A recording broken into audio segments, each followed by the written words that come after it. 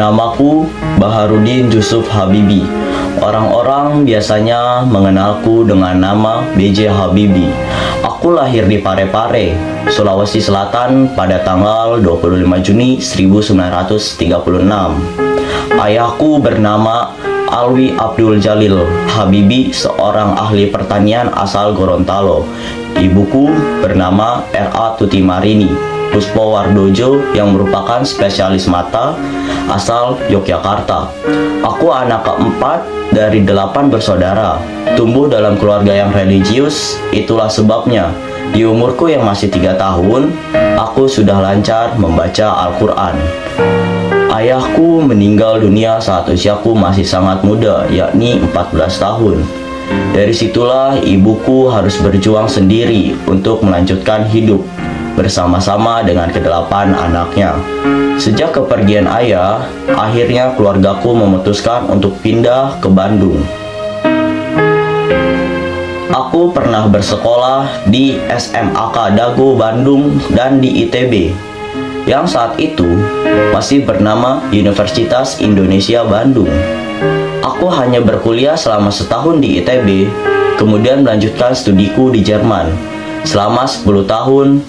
Pada tahun 1960, aku berhasil menyelesaikan studiku untuk gelar diploma engineer di Technische Hochschule dengan predikat sempurna atau cum laude, yang rata-rata nilaiku adalah 9,5. Gelar insinyur inilah yang membuatku bekerja di firma Talbot, industri kereta api di Jerman.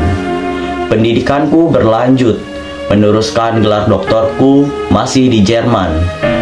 Pada 1962, akhirnya aku menikahi Hasri Ainun dan memboyongnya ke Jerman.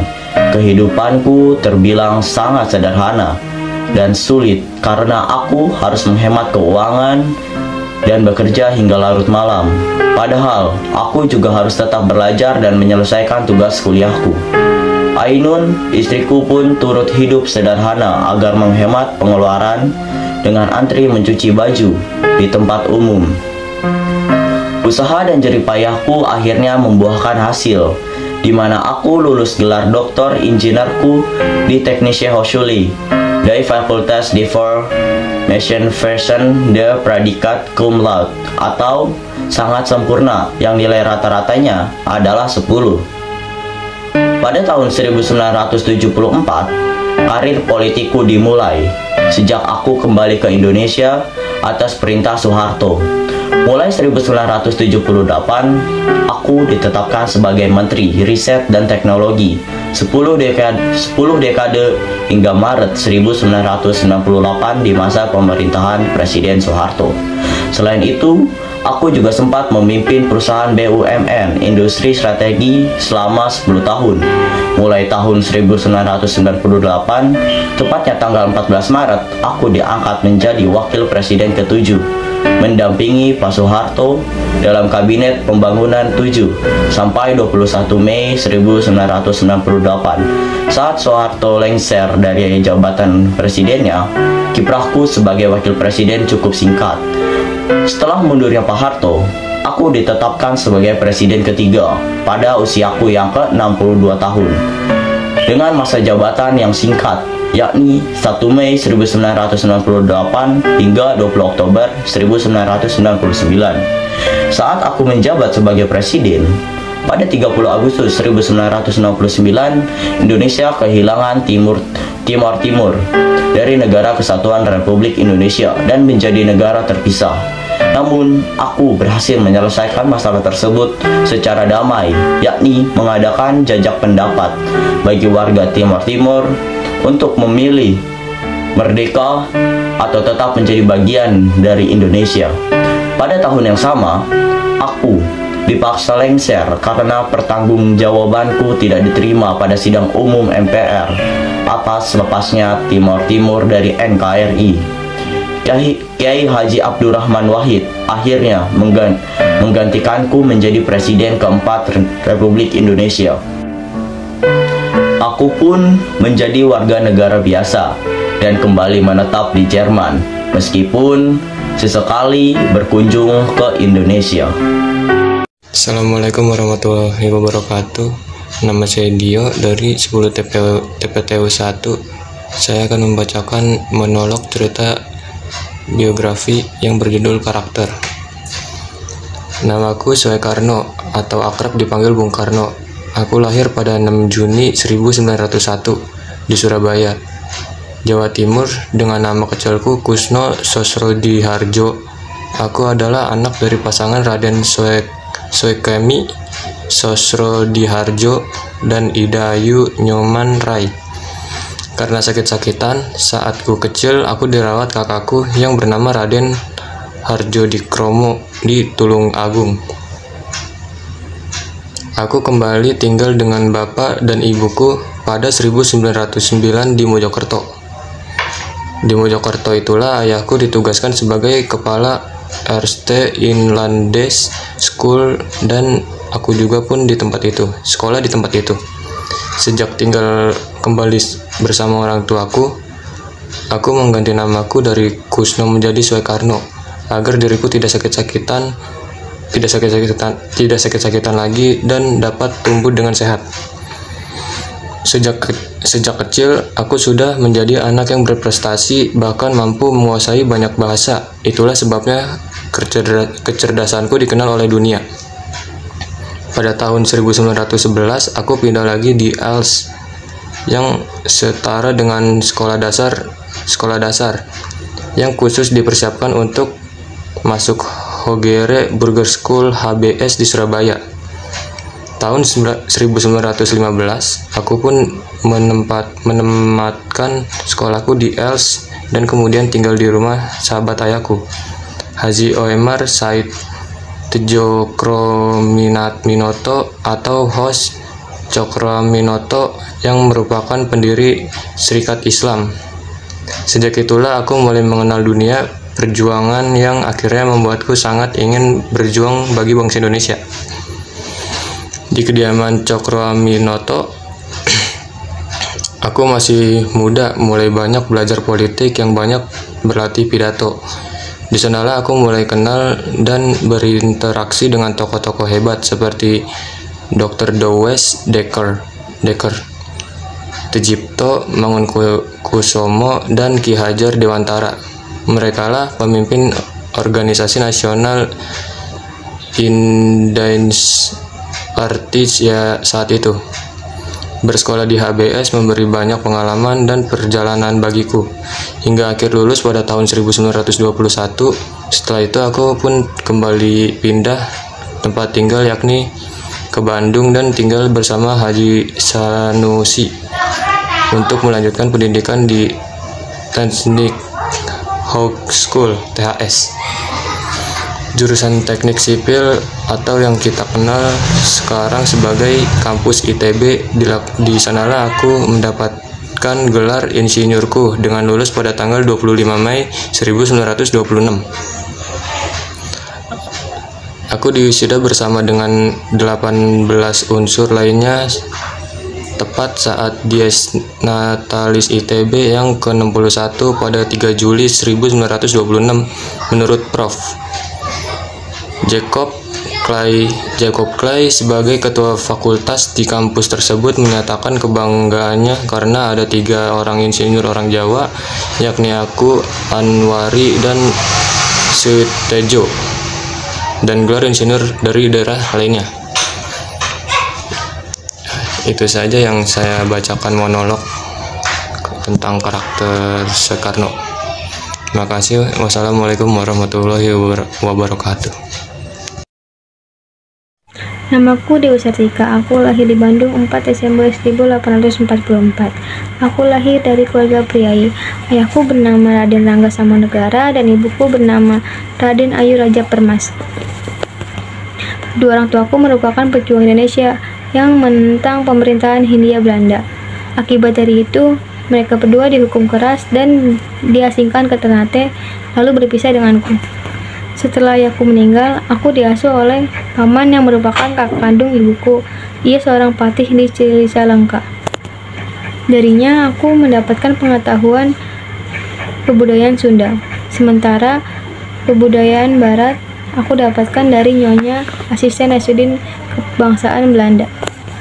Sedari kecil, aku sering memperagakan praktik di sekolah, seperti membaca dan tulis dan belajar bahasa Belanda kepada anak-anak pembantu di kepatihan.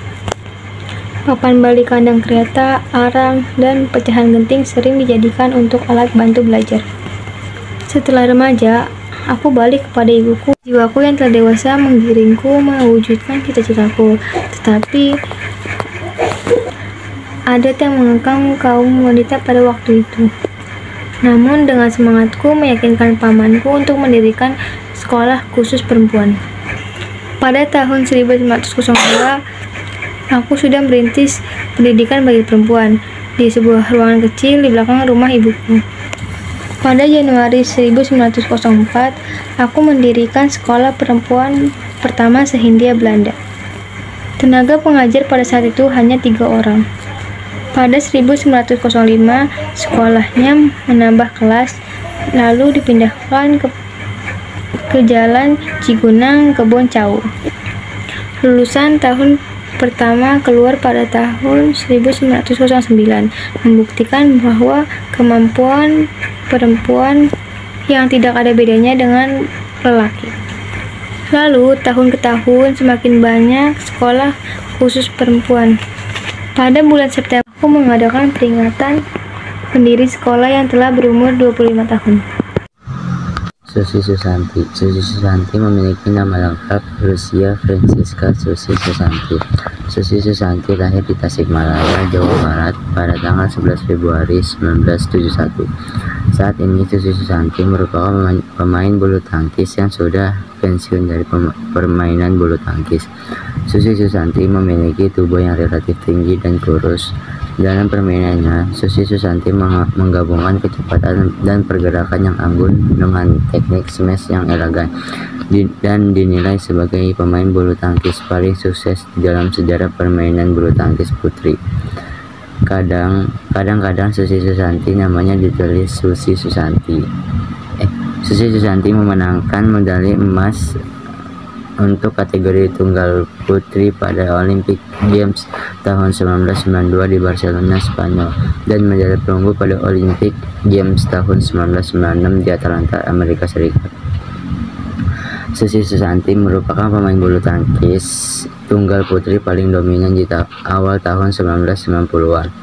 Dengan memenangkan All England di tahun 1990, 1992, 1993, dan 1994 di pertandingan World Badminton Grand Prix, masuk final 5 kali berturut-turut dari tahun 1990 sampai dengan 1994. Begitu juga di tahun 1996.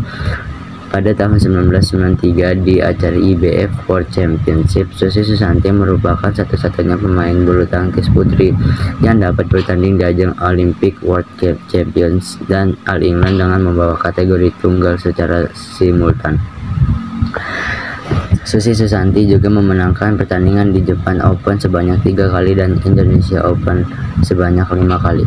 Susi Susanti memenangkan medali emas berkali-kali di ajang Badminton Grand Prix Series dan 5 kali di Badminton World Cups. Susi Susanti memimpin tim Indonesia untuk memenangkan predikat juara bertahun-tahun di Cina, pertandingan Uber Cup atau Putri Dunia pada tahun 1994 dan 1996. Semua ini datang selama periode bulu tangkis putri internasional relatif kuat. Kepala kompetitor Susi Susanti di awal tahun kejayaannya adalah pemain bulu tangkis Tiongkok Tan Jung Hong dan Huang Hua, dan kemudian Ye Zhonfing dari Tiongkok dan Bang So-hyun dari Korea. Susi Susanti pensiun atau mengundurkan diri dari lapangan bulu tangkis dunia tidak lama setelah pernikahannya dengan Alan Badikusuma, yang juga memenangkan medali emas bulu tangkis di Summer Olympic di tahun 1992, tepatnya pada bulan Februari 1997. Susi Susanti dilantik ke IBF International Badminton Federation, saat ini diganti BWF Hall of Fame di bulan Mei di bulan Mei pada tahun 2004 dan menerima Haber Scale Trophy di tahun 2012. Pernikahan Susi Susanti dengan Alan Badikusuma mendapatkan 3 orang anak, yaitu Laurencia Alverina, Albertus Edward, dan Sebastianus Frederick. Susi Susanti dan suaminya memiliki sebuah klub bulu tangkis di Jakarta Utara, memenangkan medali emas di Olimpik yang merupakan sejarah bagi Indonesia, meraih medali emas pertama dalam 50 tahun sejarah ini. Susi Susanti dan Alan Badikusuma berdiri di mobil terbuka dengan kalung bunga dan medali emas di Olimpik di lehernya di daerah menuju Monumen Nasional di perempatan Merdeka, Jalan Sudirman. Di tempat tersebut, semua orang mengucapkan selamat pada pahlawan bulu tangkis yang baru pada tahun 2004. Susi Susanti dan Alan Badikusuma mendirikan Alan dan Susi Teknologi atau Aztek, suatu perusahaan peralatan olahraga dibuat untuk mendukung keluarganya. Pasangan ini menggunakan bahan-bahan dari Jepang untuk raket dan memproduksikannya di Tiongkok. Merek ini telah berkembang belakangannya ini dan memasarkannya di semua daerah di Indonesia. Di samping Aztek, Susi Susanti juga membuka sebuah pusat refleksiologi kaki dan fisioterapi yang diberi nama Fontana untuk bisnisnya ini. Susi Susanti bekerja bersama mantan pemain bulu tangkis Elizabeth Latif. Sekarang Fontana telah memiliki 4 cabang, 3 di Jakarta, Kelapa Gading, Pondok Indah dan Santer, dan satunya lagi di Bogor. Assalamualaikum warahmatullahi wabarakatuh. Perkenalkan, nama saya Dini Amelia Saputri dari kelas 10 TPTU 1. Di sini saya akan membacakan monolog yang berjudul tentang Raden Ajeng Kartini. Namaku Kartini. Aku lahir di pesisir utara pantai Jawa, Rembang, 21 April 1879. Jika aku diberi kesempatan untuk berterima kasih, aku akan berterima kasih kepada kedua orang tuaku, Ayahanda Aryo Sosroningrat dan Ibunda Ngasira. Mereka adalah dua permata hati yang menjodohkanku dengan Kakanda Singgi Jojo Adiningrat, suami tercinta yang membantu menghidupkan kembali sekolah Kartini, kebanggaanku. Namaku Kartini. Aku dengar kalian memperingati setiap 21 April sebagai hariku. Aku ucapkan terima kasih. Tapi jujur, aku tidak enak hati dengan Ibunda Dewi Sartika dan Cutnya Adin. Karena dibandingkan keduanya, aku bukanlah apa-apa. Mungkin lebih baik hariku itu berganti nama saja. Hari Pergerakan Wanita misalnya. Tapi ya sudahlah, terserah kalian saja. Sebelumnya, bolehkah aku memanggil kalian dengan sebutan Nak? Supaya terkesan lebih akrab di telinga begitu. Apalagi kalian sendiri yang memanggilku sebagai ibu kalian. Nak, apa kabarmu? Aku dengar saat ini putri-putriku sudah banyak yang sarjana. Mereka sudah mendapatkan pendidikan layaknya kaum pria seperti yang aku cita-citakan dahulu. Syukurlah. Oh iya, maukah kau menceritakan kurikulum pendidikan di tanahku sekarang ini? Ibu belum cukup paham, Nak. Apapun itu, yang salah bukan kurikulummu, Nak, tapi sistemmu. Sistem pendidikan itu terlalu terfokus pada lingkup sekolah saja. Padahal, karakter sebagai slogan pertama pendidikanmu tidak mungkin bisa terbentuk hanya dalam ruang lingkup sekecil dan dalam waktu yang sesingkat itu.